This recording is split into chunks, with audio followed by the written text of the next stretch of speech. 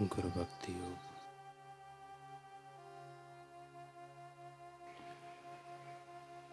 गुरु दक्षिणा से असंख्य पापों का नाश होता है। गुरु को दी हुई दक्षिणा हृदय शुद्ध करने वाली महान वस्तु है। जो दक्षिणा गुरु को दी जाती है वह व्यवहारू प्रेम का प्रतीक है। तमाम गुरु भाइयों के कल्याण के लिए उदार भावना विकसित करो। दान का प्रारंभ अपने गुरु से ही होता है। गुरु को दक्षिणा देने की आदत डालनी चाहिए। शिष्य के पास जो कुछ हो वह गुरु को संप्रेम भेंट करें। गुरु के द्वारा चाहे जैसा भोजन, कपड़े व निवास प्राप्त हो उससे शिष्य को संतोष मानना चाहिए। अपने सच्चे मन एवं हृदय से गुरु की सेवा में तत्पर रहना चाहिए।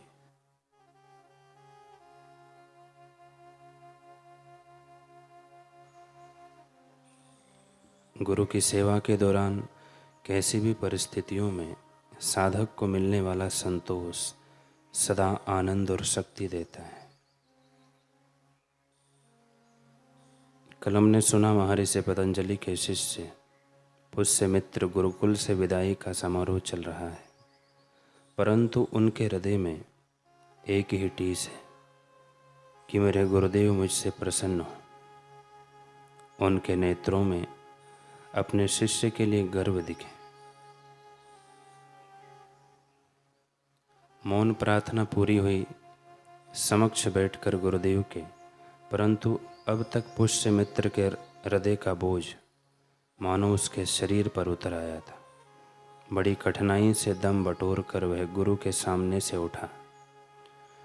मुड़कर जाने वाला ही था कि महर्षि का स्वर उभरा कि सुनो, अभिलाषा जीवित रखना।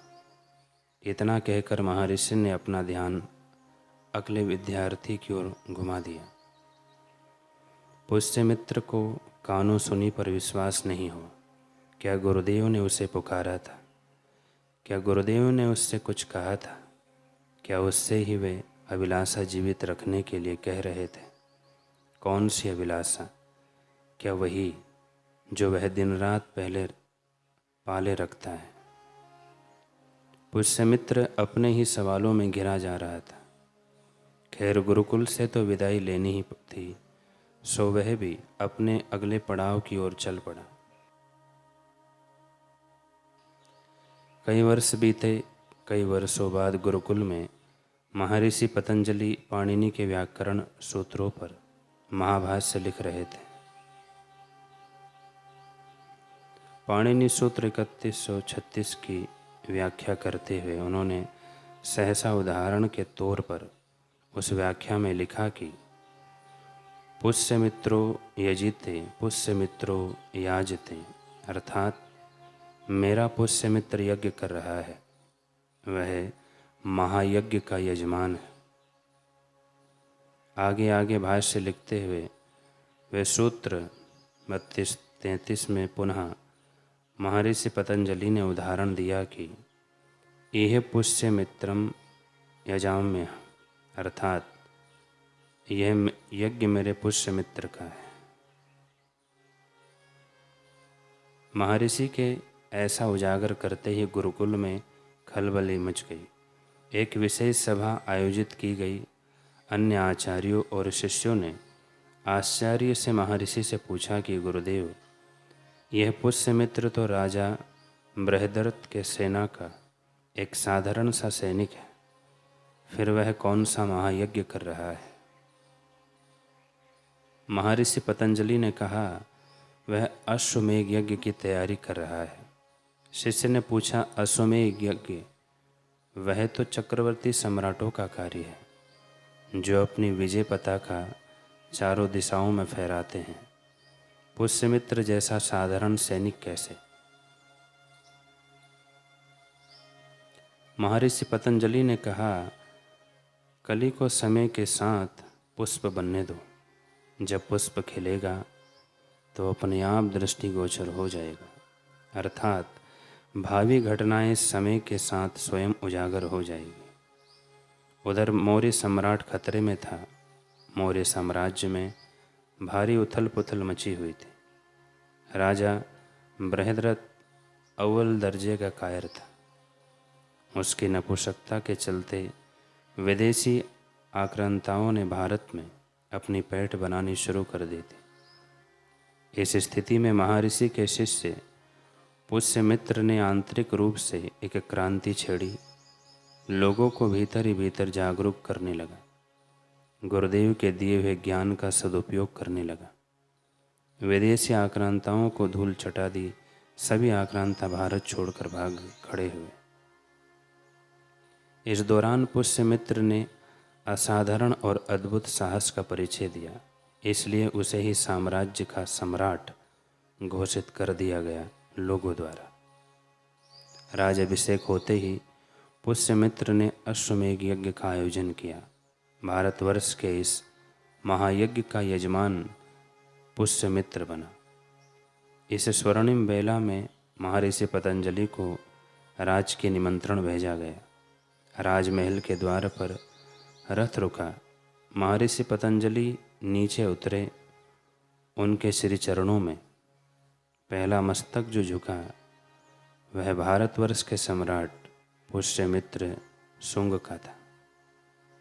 श्रद्धा भार से झुके मस्तक पर से मुकुट अपने आप फिसल कर नीचे गुरु चरणों में गिर गया।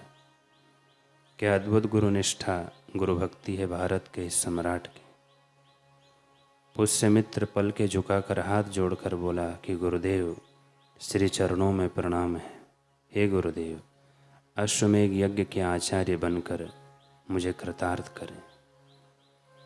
इतना कहकर पुष्यमित्र ने डरते डरते पलकें उठाई और महर्षि के नेत्रों में झांका। क्या था उन नेत्रों में? सृष्टि की सकल संपत्ति जो हर शिष्य अपने गुरुदेव के नेत्रों में देखना चाहता है।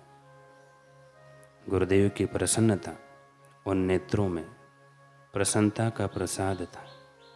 महर्षि फिर गर्व की पूर्णतया घनीभूत घटाएं छाई हुई थी। अपने शिष्य के लिए गौरवान्वित होकर महर्षि ने अपने दोनों हाथ उठाए और सहमति प्रकट की। फिर नीचे चरणों में बैठे अपने शिष्य पुष्यमित्र को उठाया और हृदय से लगा लिया। पुष्यमित्र का रोम रोम आज पुलकित हो उठा। उसने मंद स्वर में कहा, गुरुदेव, आज अभिलाषा पूर्ण हुई। क्या अद्भुत तपस्या है इस शिष्य की। पुष्यमित्र की यह गाथा हर कोई उस शिष्य के लिए प्रेरणा है जो आज हताश निराश है, गुरु के प्रसन्नता के प्रसाद का भूखा है। चरे वेती चाह जिंदा रखकर चलते रहिए, चलते रहिए। गुरुदेव का सच्चा दरबार तो पारस जैसा है। उनका प्रत्येक सानिध्य, उनकी प्रत्येक शिक्षाएं पारस के समान है, जिसके छुअन से एक ना एक दिन खोटे सिक्के भी स्वर्णिम असरफियाँ बन जाते हैं।